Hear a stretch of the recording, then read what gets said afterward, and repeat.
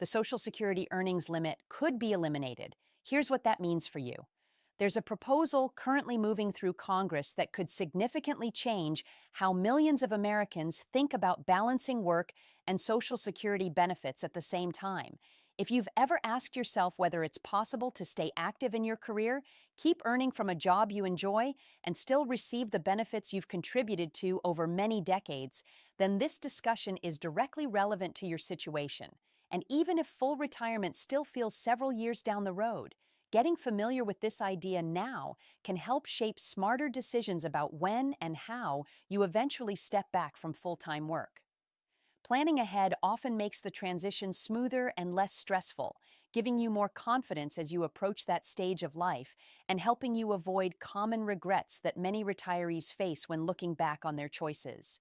The proposal is known as the Senior Citizens Freedom to Work Act of 2026. At its core, the idea is simple and direct. It would completely remove the Social Security earnings limit for individuals who have not yet reached their full retirement age but are still working. This wouldn't mean adjusting the numbers or raising the threshold a bit. It would eliminate the limit altogether so that earned income no longer reduces your monthly benefits in any way. People could continue their careers or take on part-time work without worrying about losing part of their hard-earned Social Security payments, which might open up new possibilities for how they structure their later working years. To appreciate why this change could matter, it is helpful to step back and look at the full picture. What exactly is this earnings limit today? Why was it put in place originally? How has it evolved over time? And what real-world effects might we see if it disappears? This kind of policy shift touches many parts of life, including the timing of your retirement, the size of your monthly checks, your overall tax picture, family financial planning, healthcare decisions, and even the long-term stability of the Social Security program itself. While it sounds straightforward on the surface, there are important layers worth understanding before forming an opinion. Many people feel overwhelmed by Social Security rules, so breaking them down clearly can make a big difference in how comfortable you feel with your choices and how prepared you are for different outcomes. Let us begin with the fundamentals of how the current system operates.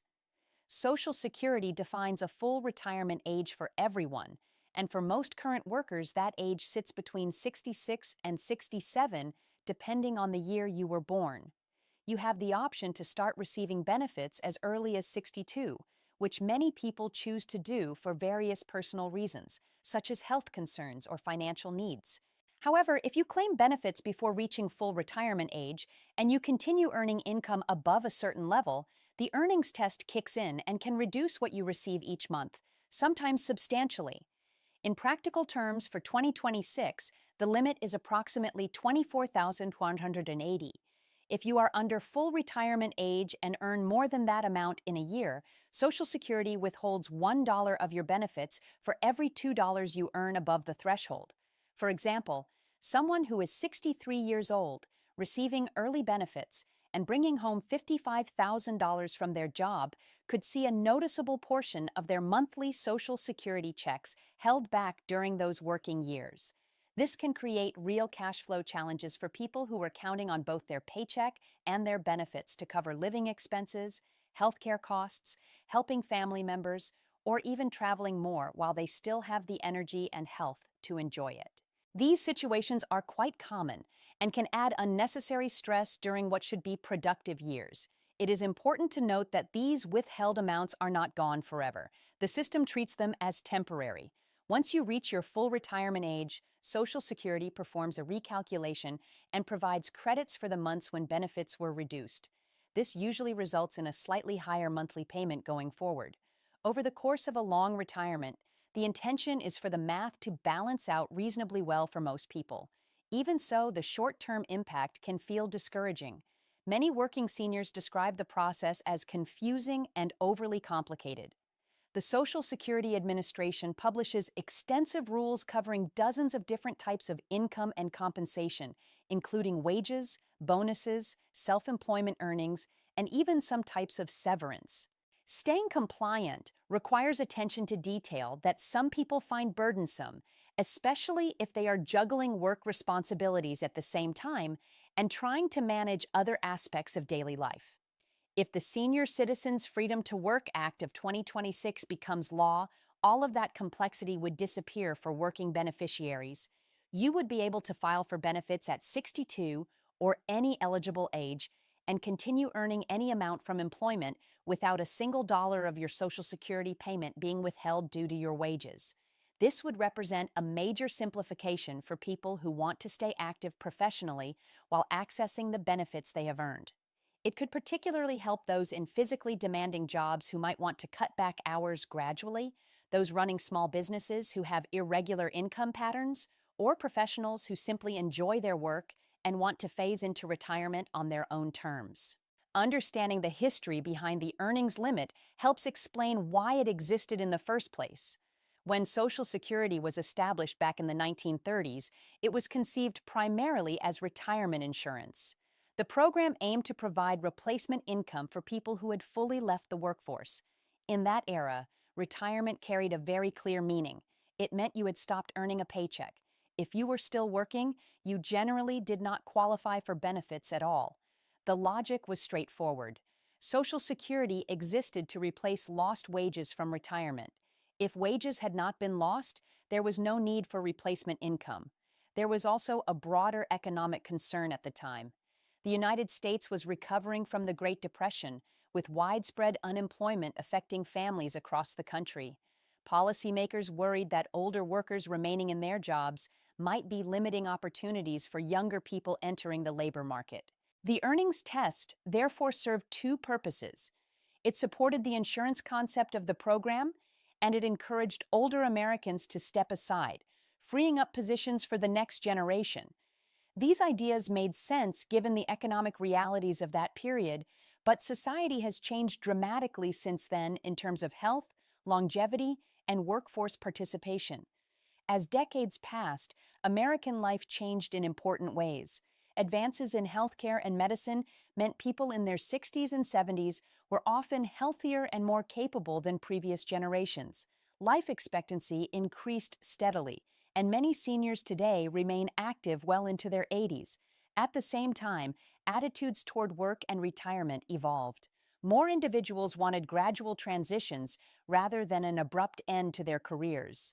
Some preferred part-time roles, consulting work, freelance projects, or even launching small businesses later in life because the activity kept them engaged mentally and socially while providing extra income and a sense of purpose that improves overall well-being. Businesses also began to value the contributions of experienced employees more deeply. Skills like problem-solving judgment, mentoring younger staff, reliability, and deep institutional knowledge became recognized as genuine advantages in many industries. These shifts led Congress to make incremental changes to the earnings test over the years. Penalty rates were eased, income thresholds were increased, and in the year 2000, a significant reform removed the earnings limit entirely for anyone who had already reached full retirement age. From that point on, people at or above full retirement age could earn unlimited income while collecting their full benefits without any reduction. The new proposal builds on that foundation. One of the most common questions about this proposal centers on how it would affect the financial health of Social Security. This is a legitimate concern because the program already faces well-known long-term pressures. The trust fund projections show challenges ahead as the number of retirees grows relative to the number of workers paying payroll taxes. Removing the earnings limit would likely increase benefit payouts in the near term because money that is currently withheld would flow out immediately to recipients, putting additional pressure on short-term cash flow. However, the longer-term picture is more nuanced. Social Security is structured to be roughly actuarially fair across a lifetime. Benefits claimed early are already reduced permanently to reflect the longer payout period.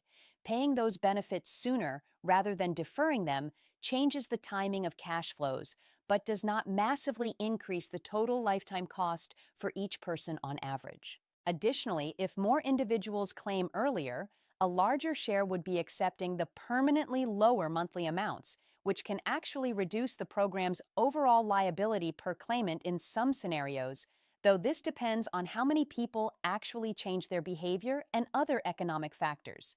That said, experts generally agree the change would accelerate some spending from the trust fund and could encourage more early filings.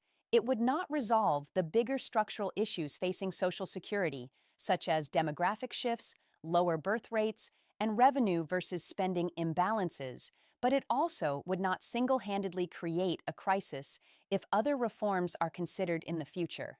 The effects would be felt more strongly at the individual level than at the system-wide budget level. Many analysts believe the policy could even have positive indirect effects by keeping more experienced people in the workforce longer, which supports economic growth and payroll tax contributions over time. For many people, the most meaningful impact would be on personal decision-making.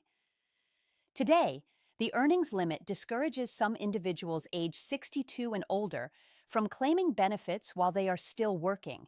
They worry about losing part of their checks and dealing with complicated paperwork and annual reporting requirements. Removing the limit would remove that barrier. Some would use the extra income to pay down mortgages or other debts faster, contribute more aggressively to retirement accounts or health savings accounts, cover rising healthcare expenses before Medicare eligibility, support adult children or grandchildren, or simply enjoy a more comfortable lifestyle during their later working years with less financial pressure. Others might use it to pursue hobbies, further education, or community involvement that adds meaning to their lives. Because these individuals are still receiving employment income, the reduced benefit amount from claiming at 62 might not create as much hardship as it would for someone who is fully retired and dependent only on Social Security.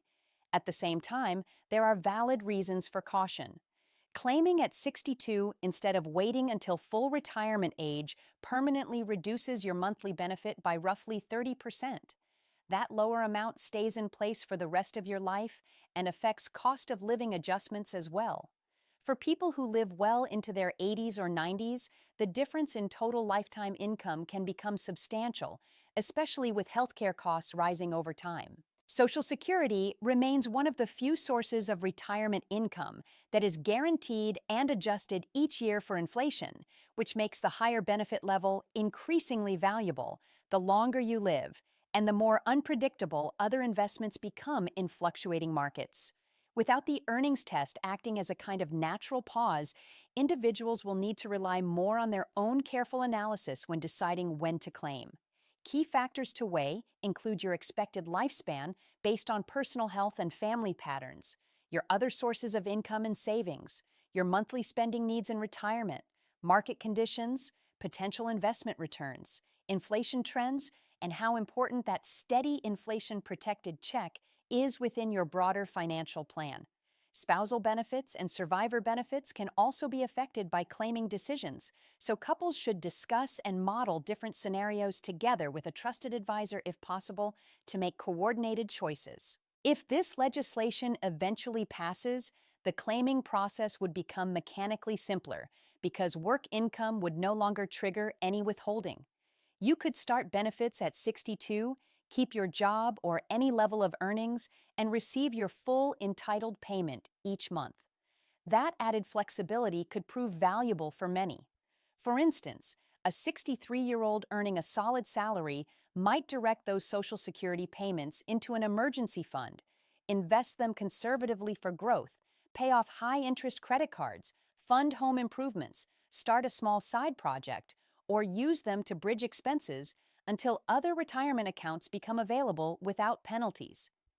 These options are more limited under the current rules when earnings are high, forcing many to delay benefits even when extra money could be useful in the present for reducing stress or building security.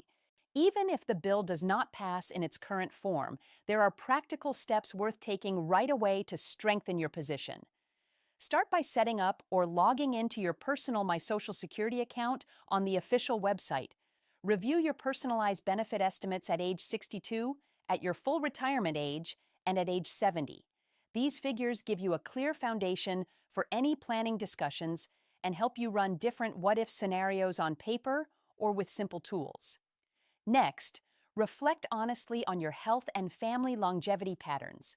if multiple generations in your family have lived well into their late 80s or beyond, and you maintain a healthy lifestyle with regular checkups, delaying benefits often makes strong financial sense because the higher monthly amount compounds over more years.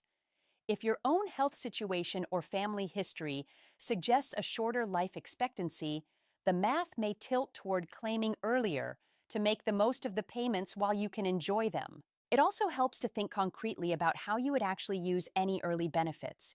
If the money would simply cover current living costs with no long-term advantage, the benefits of claiming early may be smaller than they first appear.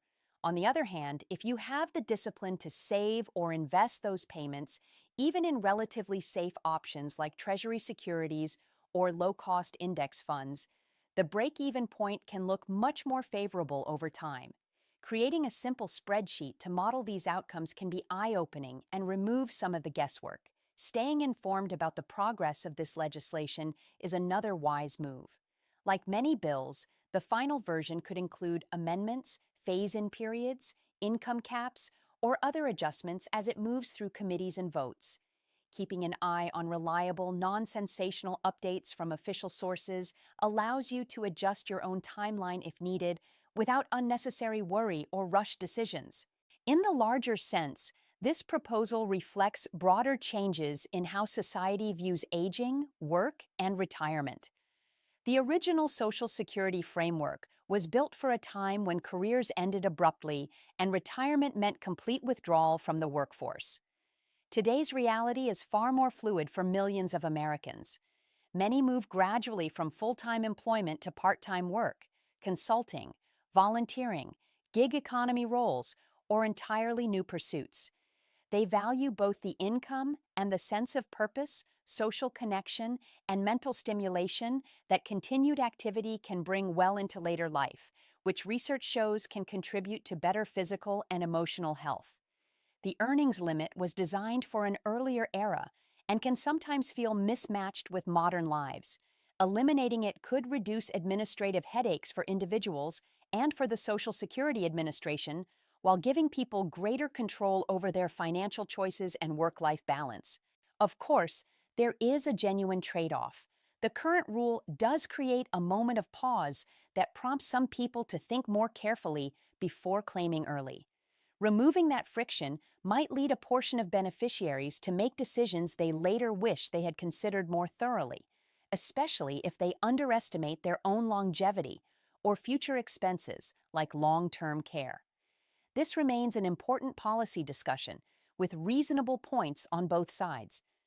Supporters highlight increased personal freedom and fairness for active seniors, while others worry about faster depletion of funds and the need for careful personal planning. What matters most for you personally is understanding the details, considering how the change would fit your own circumstances, talking with family, and preparing accordingly.